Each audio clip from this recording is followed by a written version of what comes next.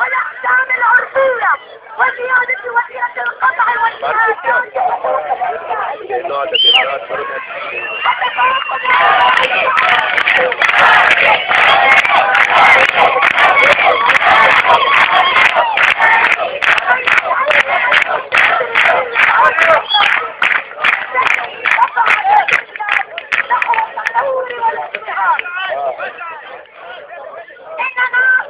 إننا في المشرق السياسي الكردي في سوريا نؤكد في هذه المناسبة على نصيحة الحكم الحالية في سوريا وطريقة إدارة البلاد القائمة على التفرد بالسلطة من جانب حزب البعث وإقصاء وتأمين أوسع قطاعات الشعب السوري من الحياة السياسية.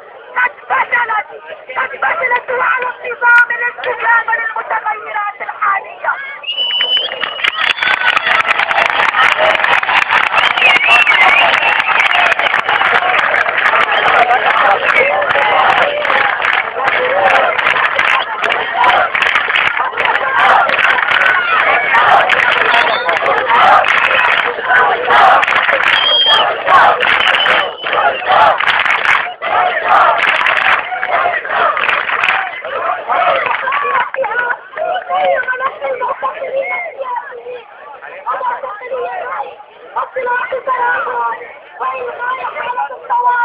والأحكام العرفية وإزالة الإصلاحات القومية للشعب الكردي وإلغاء القوانين والإجراءات الاستثنائية بحق الشعب الكردي وإجراء تعديلات دستورية وإصلاحات ديمقراطية شاملة تشمل حرية تسليم الأحزاب السياسية وإطلاق حرية التعبير والإعلام وتحسين الوضع المعيشي للمواطنين ومكافحة الفساد والمحسوبية في سوريا وتأمين حقوق القومية والديمقراطية والإقرار الدستوري بوجوه القومية التاريخية.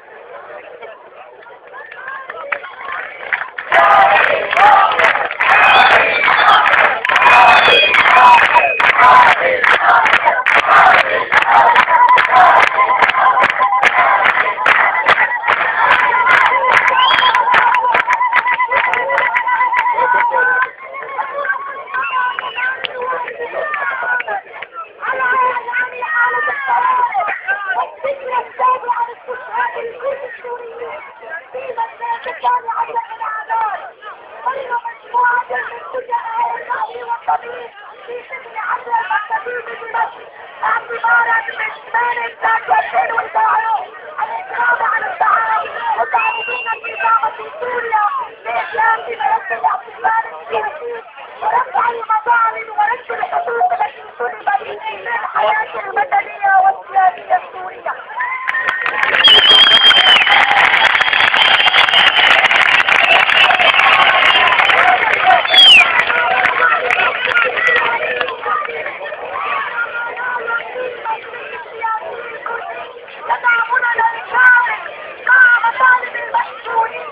كما نطالب الجهات والمنظمات الحقوقية والديمقراطية العالمية عن تدخل لإطلاق سراح المعتقلين وتنهي هذا الملف النهائي.